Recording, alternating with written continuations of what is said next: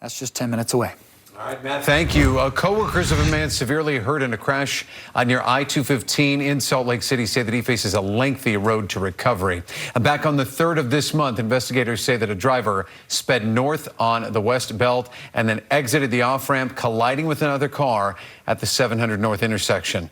Co-workers say that man in the car that was hit remains in a medically induced coma with a number of broken bones and other injuries. It's just a reminder that, any little decision you make could, change somebody's life. Co-workers are trying to help the family through a GoFundMe account, and we have that information on our website, KSL-TV.com. New at this noon hour, the International Criminal Court has issued. The waters rise. The danger of falling rocks closes this on-ramp to Provo Canyon. About all of it coming up. All right, looking forward to it. Thank you, Brad. A traffic alert for the weekend if you are heading to Provo Canyon. Falling rocks have closed one of the on-ramps into the canyon. News specialist Lad Egan joins us live to explain. Lad? Yeah, I am here at the mouth of Provo Canyon. You can see behind me this road closed sign heading to that overpass. The canyon itself is open. You just can't enter it off of 800 North. The problem is this unstable rock wall right next to the on-ramp to head up the canyon. 1 week ago, crews noticed a pile of rocks on the road, some of the boulders up to 3 feet in diameter. They immediately closed the road and used a snowplow to clear the rocks. But UDOT says up above, this 30 to 40 foot section that's been undercut to form a shelf is at risk of coming down. The rockfall that we're seeing is in this shaded area. It's kind of like Mother Nature's chisel, where you get that freeze and that thaw. That water gets into the various cracks in the rock, and as it freezes, it expands. The closure is expected to last this weekend and all of next week while UDOT hires a special crew to drill out the unsafe section. This is just the latest in a series of weather-caused issues in the canyon. This winter, we've seen power outages and multiple avalanches. Fortunately, there's been no reports of those rocks falling on any cars. And if you do travel up to the canyon, if you have plans to do that, UDOT recommends taking Orem Center Street or University Avenue instead of 800 North. That way you don't have to take a detour. For Live at 5, I'm Lad Egan. Thank you. To keep your family safe. The rockfall that we're seeing is in this shaded area. Large rocks falling on the roadway have forced the closure of one of the on-ramps into Provo Canyon. Plus, don't push your luck. Where Utah hiking to see these stunning waterfalls. And concerns in Provo Canyon, where we've seen avalanches and now rock slides. We have team coverage tonight as concerns and water levels run high. Brett Benson is in tonight for Kevin with the forecast in just a minute. Sheriff Park has that safety plea from rescuers in southern Utah. But first, let's go to Lad Egan. He is live in Provo Forest, where falling rocks have actually closed one of the on-ramps into the canyon there. Lad? Yeah, that's right, Mike and Dini. I'm here at the mouth of Provo Canyon. You can see the road closed sign behind me as you head up on to that flyover ramp into Provo Canyon. This has been closed here on 800 North for about a week now and expected to be one more week. The danger, large pieces of rock falling onto cars. Traffic is still moving up and down Provo Canyon, but those entering from 800 North and Orem have to take a detour after this flyover entrance ramp was closed due to falling rocks. The rockfall that we're seeing is in this shaded area. UDOT crews discovered a pile of rocks on the roadway last Friday and immediately closed the on-ramp and used a snowplow to clear the debris. Some as big as 2 to 3 feet in diameter. The concern is up above with this undercut shelf on the rock wall. About 30 to 40 foot section that's at risk of coming down. This is just the latest in a series of weather-caused issues in the canyon from all the rain and snow, causing power outages, avalanches, and now rock falls.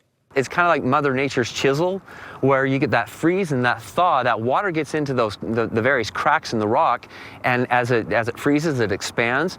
The closure is expected to last this weekend and all of next week while UDOT hires a special crew to drill out the unsafe section. Rocks can fall at any time, and it's that unpredictable nature of things, that those types of conditions as to why we've got the road closed. Fortunately, UDOT says there have been no reports of cars being hit by the rocks. If you do have plans to head up Provo Canyon, UDOT says to take Orem Center Street or University Avenue instead of 800 North. That way you don't have to take a detour. Again, the canyon itself is open, just not this entrance off of 800 North. And Mike, all this happening at the same time that UDOT and crews in Provo City preparing for possible spring flooding, so crews aren't going to get a break anytime soon. Yeah, it's going to be a busy couple of months for him. All right, lad, thank you. But happy to hear that in the short term, things are going to be calm this weekend, and they need to prevent it. Utah Black Chamber of Commerce is working to help the community with a weekend retail experience spanning several weekends. The Feed Utah food drive is starting. For cougar hunting. All-Star Weekend in Utah brought exposure to so many wonderful things about our state. That is true. Many black-owned businesses saw a welcomed economic boost. And now Utah Black Chamber of Commerce wants to keep that alive and help black-owned businesses thrive. So they hope a new weekend retail experience will help with that. Here's news specialist Katya Stepovic with the story.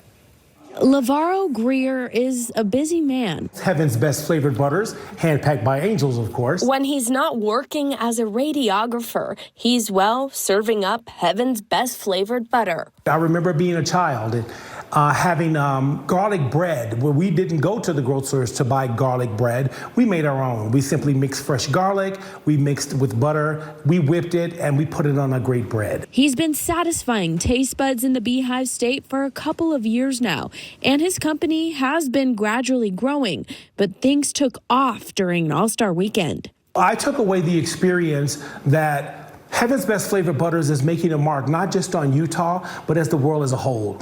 We had everybody here, every nationality, every creed, every race, every gender landed in Salt Lake City for a brief moment in time. Lavaro's business wasn't the only black-owned business that saw a spike in revenue during All-Star Weekend. And that's why Dr. Sydney Shorter, CEO of the Utah Chamber of Black Commerce, is pairing with Zions Bank to launch a black business retail experience called Utah Black and Open for Business. And it did generate revenue, but it also, I think it defeated a myth that black people and black businesses don't exist in Utah. We are here, we are vibrant, we are well, and we are actually growing. Now that we have the momentum, why not ride the wave?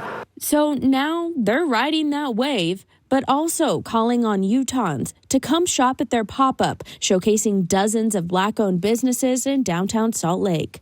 I would hope that people will start to accept the fact that black businesses do exist here, that they are creative, they are successful, and that they can come down and share that experience with us. We love Utah. We love Salt Lake City. We're a melting pot. And so to be included as an African-American entrepreneur is one of the most amazing experiences since I moved here.